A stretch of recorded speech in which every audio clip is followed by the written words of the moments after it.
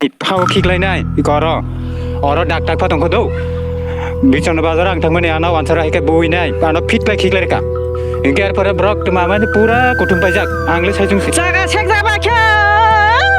जाबाय खे अरे अब बस कानी जगह आनी तंगमानी एदिसी एलकानी जगह सेक जाबाय।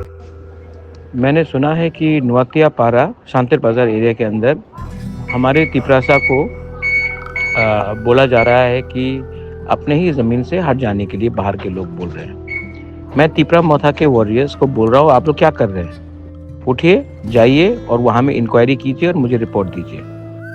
हमारे हाथ से हमें हमारे ही हानि बसा को कोई धमकाएगा, हटाने की कोशिश करेगा और हम लोग चुप बैठेंगे।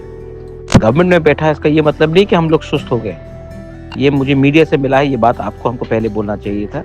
जो भी है, अब वॉरियर्स को जाकर मुझे ग्राउंड रिपोर्ट दीजिए, नुआतियापारा शांतिर बाजार में क्या हो रहा है, क्यों हमारे गरीब तिपरासा को तंग किया जा रहा है। I want the report. This is बोबागरा sending message to take immediate action and to resolve the situation.